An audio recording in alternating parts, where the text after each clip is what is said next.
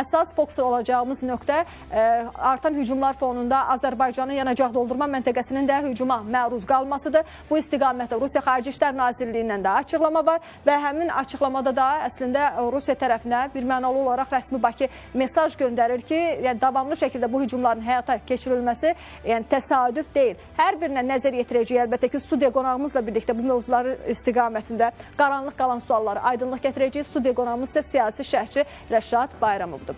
Rəşad bəy, xoş gəlmişsiniz, xoş gördük. Xoş gördük, inşallah.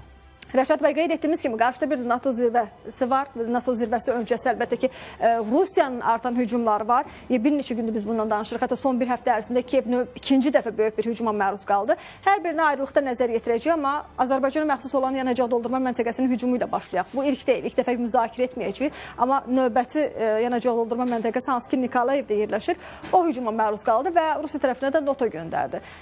Biz görürük ki, qarşılıqlı şəkildə hər iki tərəf bir-birinin neft emalı zavodunu, yanacaq doldurma məntəqəsini vurur. Bu müharibədə davam edir. Amma Azərbaycan tərəfinin verdiyi mesajlara, ən azından bundan əvvəlki açıqlamalarda var ki, biz məlumatları da göndərmişik. Buna rəğmən vurulması təsadüfdürmü sizcə?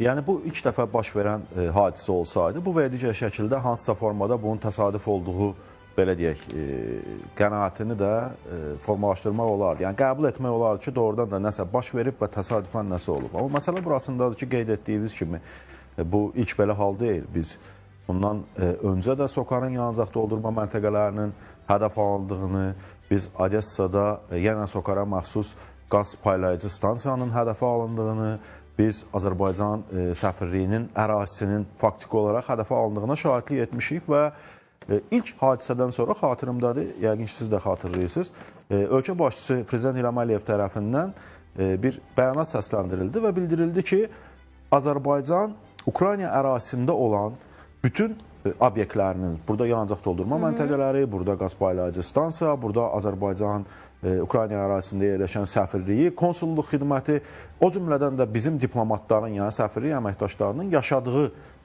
mülki ərazilər, binalar və s. haqqında konkret məlumat verilib Rusiya tərəfinə.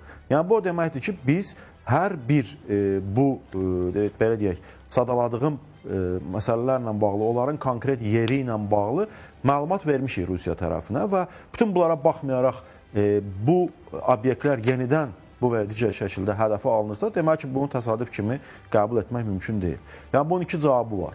Ya Rusiya tərəfi bilərəkdən bu istiqamətdə zərbələr endirir və bundan düşünür ki, hansısa mesajları vermiş olur Azərbaycana və yaxud da etiraf etməlidir ki, mən artıq, belə deyək, hətta dəqiq bu və digər şəkildə ərazini dəqiq nişan almağında belə problemlər çəkirəm və ona görə də zərbələr bu şəkildə baş verir. Yəni, bu, belə deyək, Rusiyanın özü üçün böyük bir biabırçılıqdır. Yəni, onsuz da Ukraynanın hücumlarından sonra Rusiya kimi dünyaya qaz, neft ixrac edən, yanacaq ixrac edən bir ölkənin bugün Hindistandan, Qazaxıstandan və digər ölkələrdən, belə deyək, yanacaq alması fonunda indi də bu şəkildə belə deyək, konkret hədəfləri vura bilməməsi və əgər bunu təsadüf kimi təqdim etsə deyirəm, vura bilməməsi faktiki olaraq ikinci bir, belə deyək, nüfuzun aşağı düşməsinə gətirən haldır. O baxımdan təbii ki, biz bunu təsadüf olaraq qəbul eləmirik və o baxımdan Rusiyanın da bundan bağlı mütləq şəkildə izahat verməsi tələb olunur. Çünki bu, baxın, bu təkcə Azərbaycanın bu və ya digər məsələyə münasibəti deyil. Bu, hər bir ölkənin konkret olaraq götürdüyü öhdəliklərdir. Bu, Viyana Konvensiyasının konkret öhdəliyidir və səfirliklərin, konsulluq ərazilərinin və mülki obyektlərin toxunulmazlığı ilə bağlı məsələdir ki, Rusiyanın da konkret bu istiqamətdə öhdəlikləri var və onları icra etmək məcburiyyətindədir. Rəşad bəy, bundan əvvəlki açıqlamalarında gördük ki, Rusiya bunu izahat vermir. Yəni, izahatı da Ukraynanı günahlandırmaq olur. Ən azından səfirlik ərazisi vurulanı biz onu gördük. Ukrayna tərəfi bizim raketləri və yaxud da dronları vuranda onların, belə deyək, trajektoriyanın dəyişməsi nəticəsində baş verir. Gah onu günahlandırır, gah ümumiyyətlə Ukraynanın hava hücumu müdafiə sisteminin yaxşı vəziyyətdə olmadığını əsas gətirdilər. Biz bunları gördük. Rəsmi Bakının açıqlamasında aydın şəkildə görürük ki, sətiraltı olaraq mesaj verilir ki, bu təsadüfi deyil. Ən azından bilərəkdən atılan bir addımdır. Təbii ki. Əgər Rəsmi Bakı bunun mesajını verirsə, qarşı tərəfi də çatdırır ki, yəni siz bilərəkdən hücuma keçirsiniz. Yaxşı, bilərəkdən hücuma keçirilirsə, deməli Rusiya Azərbaycana müəyyən bir siyasi mesaj da verilir. Niyə mesaj verir? Nədir sizcə o, yəni bu hücumun sətir altında dayanan? Bugün Azərbaycanla Rusiyanın nə gərginliyi var ki, xüsusən də son hadisələr fonunda belə bir hücumlarla mesaj verməyə çalışır? Azərbaycanla Rusiyanın prinsipcə, yəni bizim prinsipcə Rusiya ilə hər hansı bir problemimiz yoxdur. Problem Rusiyanın özü üçün belə deyək, yaratdığı problemlərdir və bizi bitərəfli şəkildə belə deyək, konkret olaraq daha dəqiq desək, Azərbaycanın müstəqil xarici siyasət yürütməyi bu günləri Rusiya tərəfindən görünən odur ki, qəbul edilən deyil. Və bu o deməkdir ki, diplomatik təmaslarda və s. Rusiyanın yanında olmaqla bağlı mesajlara, Ukraynaya humanitar yardım edilməməsi ilə bağlı ola bilər mesajlara və s. Azərbaycanın net cavabı olduğu üçün bu günləri bu şəkildə mesaj verməyə cəhd edir. 35 ərzində Azərbaycan balanslı mövqe saxlayırdı. Yəni Rusiya ilə bağlı. Təbii ki, və bu günləri də, yəni ilk hücumlardan sonra da biz mövqeyini dəyişməmişik. Dəyişən bir mövqe yox idi. Heç nə dəyişməyib. Bu baxımdan bu günləri bilirsiniz məsələ nədir? Bu günləri yəni söhbət təkcə Cənubi Qafqazda Ermənistanın bu və ya digər şəkildə mövqeyindən getmir. Söhbət ümumiyyətlə Cənubi Qafqazda Azərbaycanın artan rolundan, Azərbaycanın regionun lider dövlət olmasından gedir və bu və ya digər şəkildə bu günləri Cənubi Qafqaz maraqlarını təmin etmək üçün artıq baxın da Azərbaycana iqtisadi təsir imkanları yoxdur ki, Rusiyanın. Yoxdur. Təhlükəsizlik sahəsində bizim Rusiyadan hər hansı bir asılacağımız yoxdur. Yəni biz Ermənistan deyilik. O baxımdan Azərbaycana təzyiq imkanları olmadığı üçün dolayısıyla, yəni bu cür formada Azərbaycana mesajlar verməklə özünə yaxın saxlamaq və yaxud da təzyiq altında saxlamaq istəyir. Amma bəlkə bu Liyayenin səfərinə reaksiyadır. O da təbii ki... Çünki Azərbaycan bugün Avropanın enerji məsələsinin təminatı məsələsində böyük rol oynayır və bunu da komissiya rəhbəri, prezidenti Azərbaycana bəyan etdi bir daha. Bunu bəyan etdi. Onun ardınca da Azərbaycanın neft-qaz sektoru və belə deyək, qərb istiqamətində marşrutların genişləndirilməsi və s. istiqamətində dəstək verməyə hazırlığını da ifadə etdi ki, təbii ki, bu Rusiyanı bu və ya digər şəkildə qızıqlandıra bilər. Amma digər tərəfdən də baxanda Rusiya özü də fikirləşməlidir ki, bizim bu günləri Avropa bazarlarına çıxartdığımız belə deyək, qaz və yaxud da digər enerji məhsullarının zamanında Rusiyanın Avropa istiqamətində ötürdüyü belə deyək, həcmin yanında olduqca cüzi bir şeydir. Yəni bu günləri bizim belə deyək, bu istiqamətdə hər hansı bir fəaliyyətimiz Rusiyanın yerini doldurmur böyük ölçüdə. Çünki biz o həcmi təmin eləmək imkanlarında deyilik. Amma bütün bunlara baxmayaraq bu cür isterik bir formada, yəni bu, baxın, bu bir tərəfdən biz nəyə müşahidə edirik? Azərbaycanın Ukrayna ərazisində olan bu və digər infrastruktura hədəfə alınır. İkinci bir tərəfdən isə media platformasında Azərbaycana davamlı təzyiq. Nə oldu, nə səbəb bir mütləq şəkildə bir şey tapılır və bu geniş şəkildə Rusiya mediasında müzakirəyə başlayılır və bunun fonunda da Azərbaycana mesajlar ötürülməyə başlayır. Amma ortada bir həqiqət var ki, yəni bu ilk dəfə baş verən bir şey deyil. Rusiya, sən davamlı şəkildə onsuz da bu siyasəti həyata keçirirsən. Və özün də kifayət qədər yaxşı bilirsən ki, bu təzyiq, bu siyasət Azərbaycanla bu tonda hansısa təsir göstərib nəyəsə nail olmaq mümkün deyil. Yəni indiyə qədər biz bu təzyiqlərə boyun əyməmişiksə, indiyə qədər biz baş verənlər fonunda mövqeyimizdən geri çəkilməmişiksə, nəticə etibarilə indi də geri çəkilməyəcək və Rusiyanın ilk olaraq bunu özü üçün müəyyənləşdirməsi lazımdır. Aydındır. Dediyimiz kimi hücumlar nəzdində danışırıq bu Azərbaycan yanacaq doldurma məntəqəsinə edilən hücum və son dönəmlər dediyimiz kimi Ukraynanın fərqli istiqamətləri hazırda Rusiya tərəfindən sərt şəkildə zərbələrə məruz qalır və Kiyevdə edilən hücumlara baxdıqda, yəni nə qədər mülki insanların öldüyünü görür. Yəni azından bir neçə gün əvvəl baş verən hücumda 31 nəfər dünyasını dəyişib. Kifayət qədər həm miqyasına görə geniş hücumdur və nəticə olaraq nəticəsi təəssüf doğuraq ki, itki sayı kifayət qədər çoxdur. Rusiya niyə birdən-birə bu qədər aqressivləşdi? Deyək ki, NATO zirvə görüşünə gələcəm, bu öz yerində. Amma bu təkcə NATO zirvəsinə hesablanmış bir addım da deyil sanki. Təbii ki. Baxın, Rusiya Ukraynanın artıq Rusiyanın dərinliklərinə zərbələrindən sonra bir isterik duruma düşüb. Birinci Rusiya Moskva istiqamətinə hücumlardan sonra Ukrayna tərəfinin faktiki olaraq biz nəyə şahid olduq? Biz onun şahid olduq ki, Putin ümumiyyətlə bir neçə gün Bakıda hər hansı bir məlumat vermədi və yaxud da münasibət bildirmədi buna və bu ondan izah olunurdu ki, buna kiçik bir şey kimi baxır Putin. Əslində, yəni kiçik bir şey kimi də baxmır. Sadəcə ciddi qəbul etmədi, yanacaq bu böhranına qədər. hücumların miqyasını kiçiltmək üçün, ciddi qəbul etmədiyini göstərmək üçün faktiki olaraq münasibət bildirmir, amma sonda münasibət bildirmək məcburiyyətində qaldı bu və ya digər şəkildə. İclas da keçirdi, bununla bağlı mövqe ortaya qoydu, bunun mütləq şəkildə cavabın veriləcəyini bildirdi. Çünki baxın, istər-istəməz indiyə qədər, düzdür, Ukrayna zaman-zaman Rusiyanın dərinliklərinə hansısa zərbələr endirirdi, amma bu intensivlikdə bu baş verməmişdi. Və nəticə etibarilə indi məhz mərkəzin belə deyək, hücum altında qalması indiyə qədər onsuz da əyalətlərdə müharibə daha çox belə deyək, hiss olunurdu. Sadəcə mərkəz şəhərlər bu və ya digər şəkildə həmin o müharibənin təsirlərindən qorunurdu ki, insanlarda o psixoloji belə deyək, davranışında hər hansı bir dəyişiklik baş verməsin deyənə. Amma bu fonda daxildə də bir ictimai narazılıq meydana gəlməyə başladı. Yəni, Rus insanı hər nə qədər imperialist düşüncə tərzində insan olsa da, amma özünün maraqlarına artıq toxunanda, iqtisadi problemlərlə üzləşəndə, benzin üçün belə deyək, növbələrə dayanıb, nəticə etibarilə o benzini də ala bilməyəndə, yanacaq problemi ortaya çıxdığı üçün müxtəlif istehsal sahələrində problemlərin meydana çıxması zamanı, bunun belə deyək, qida məhsullarının və s. istehsalına təsirində artıq insanlar da bu və ya digər şəkildə bunu öz üzərlərində hiss etməyə başladılar və bu da təbii ki, daxili auditoriyadakı bu narazılıq Rusiyanın rəsmi Kreml tərəfindən də bu və ya digər şəkildə belə deyək, qiymətləndirilməli idi və bu aqressiyada gözlənilən idi, bu hücumların bu şəkildə olması. Amma ortada bilirsiniz nə var? Ukrayna tərəfi artıq 4 ildir bu hücumlara belə deyək, adaptasiya olunub. Yəni, Ukrayna tərəfinin böyük ölçüdə itirəcəyi faktiki olaraq bir şey qalmayıb. Amma Rusiya tərəfinin itirəcəyi çox şey var.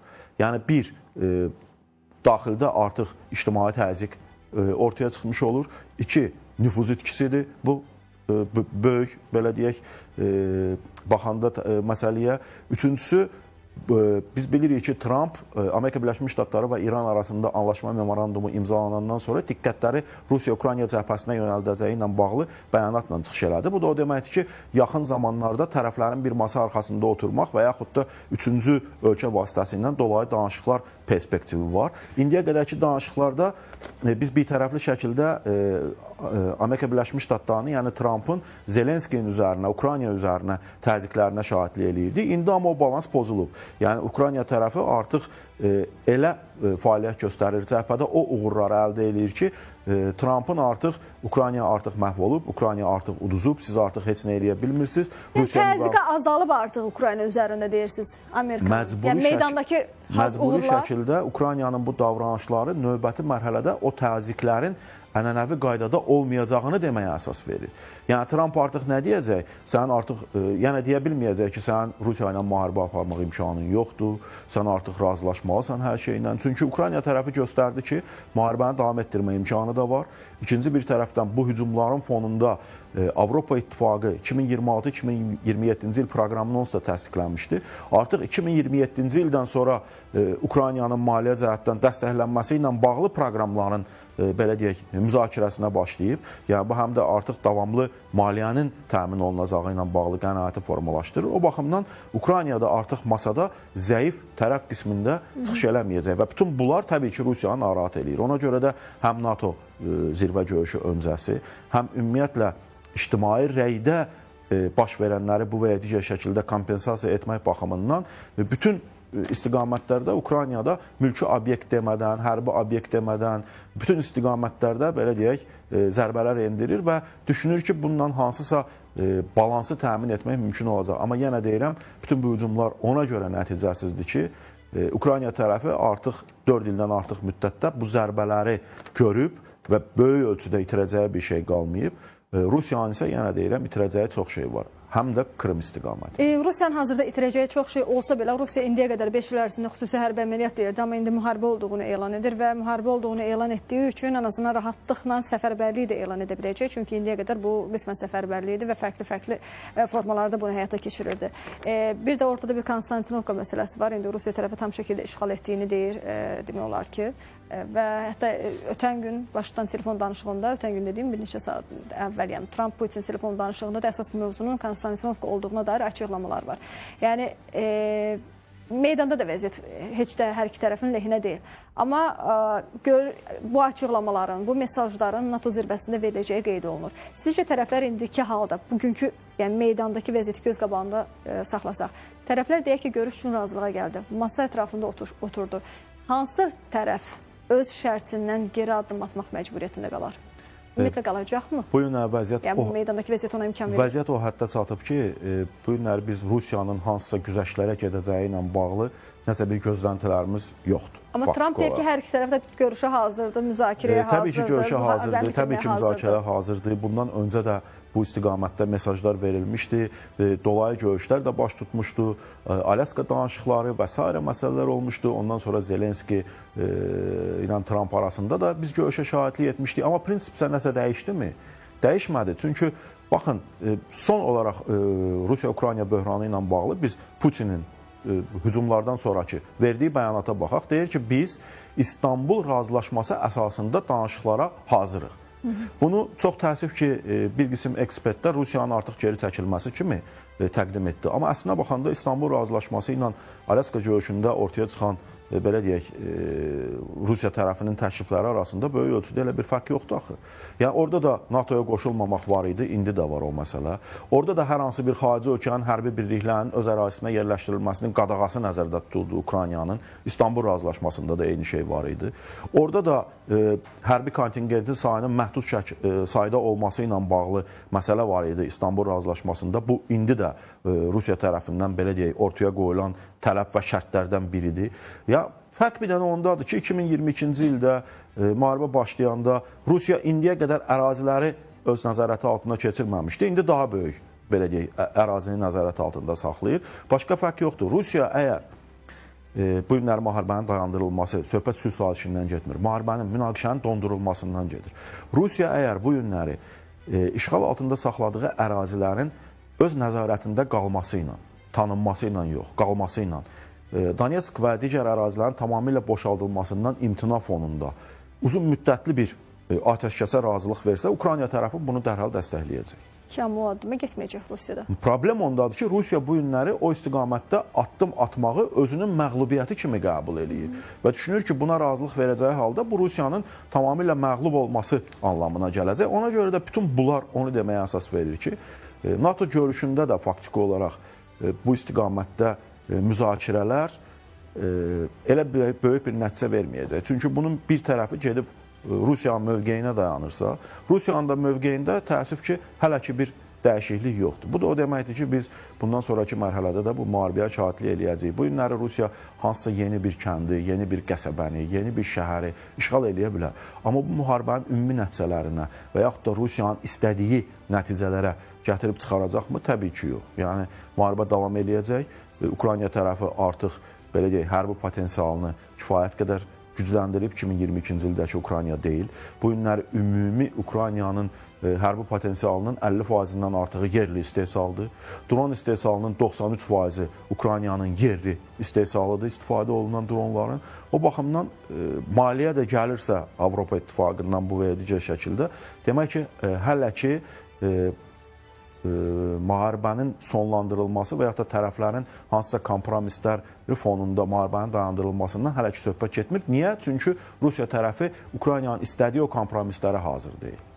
İndi bir tərəfdən hazırda bir neçə həftə əvvəl Peskov açıqlama vermişdi ki, Amerika bu danışıqlar məsələsində iştirakını dayandırıb, dondurdu dedi, ən azından qısa müddətli. Amma görünür ki, telefon danışığında bu məsələlər həll olunduğu üçün Trump yenidən buna dair bəyanatlar verir. Dedik, NATO zirvə görüşündə çox da ciddi bir nəticə çıxmasa belə, amma məsələ müzakirə olunacaq.